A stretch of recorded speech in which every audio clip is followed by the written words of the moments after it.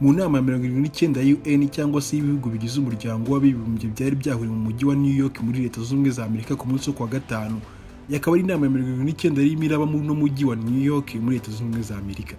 Mu kuvuga ashiditse amanga ari imbere y'ibihugu byinshi bitandukanye byabiri muri iyo nama, Prime Minister w'igihugu cya Israel yatangaje amagambo akomeye ataravuzwe n'ibihugu byinshi bitandukanye n'ibitangazamakuru byose bikomeye mu isi bitewe n'amagambo yari arimo aravuga ndetse na geste yari arimo arakoresha.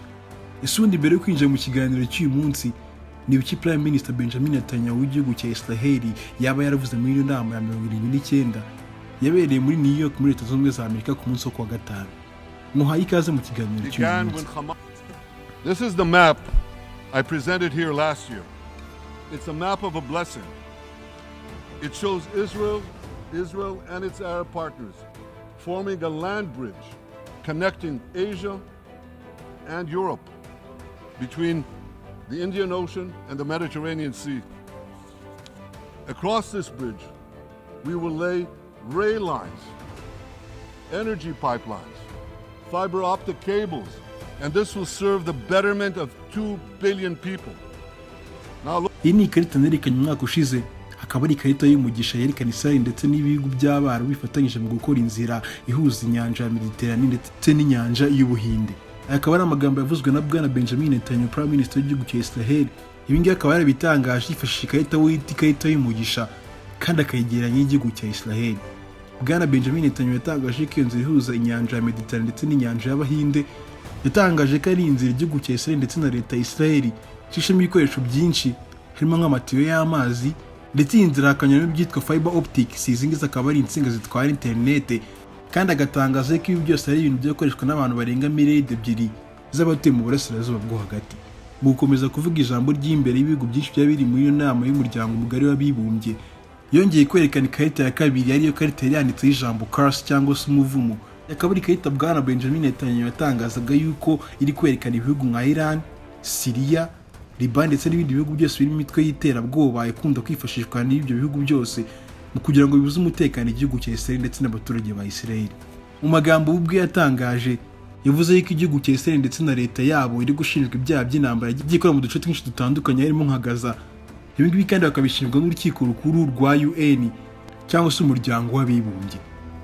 Prime Minister Benjamin Netanyahu yakomeje gushinja amakosa urukiko rukuru rwa UN, avuga ko ibyo byose bakunda gushinja leta ya Israel.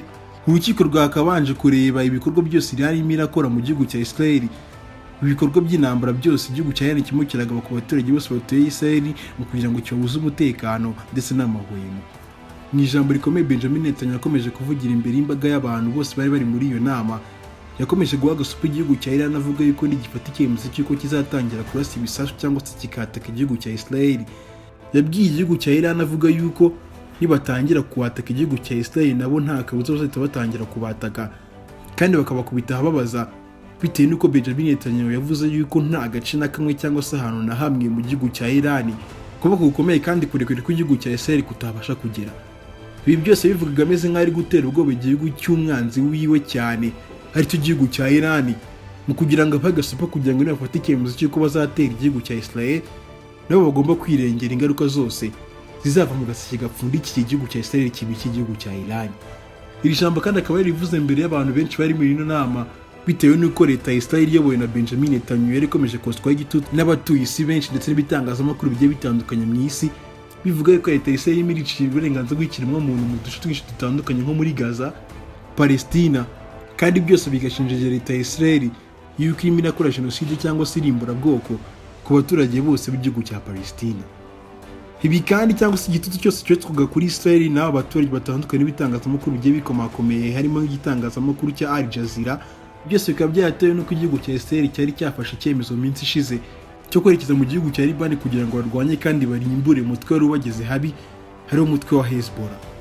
Leta ya Israel ikimara kugera mu gihugu cya Liban mu gutangiza ibitero byayo cyangwa se operasiyo kuri n'umutwe wa Hezbollah ubagije habi, hatangiye kuvuga abasivili benshi batangiye gupfira muri iyo ntambara hagati ya Hezbollah ndetse n'igisirikare cya Israel. Abaturage benshi mu gihugu cya Liban batangira kuva mu gihugu cya Liban bahungira mu gihugu cya Israel mu buryo kugira ngo bashake ubuhunzi kandi bahunge iyo ntambara ariyo yashyamiranyije umutwe wa Hezbollah ndetse n'igisirikare cya Israel.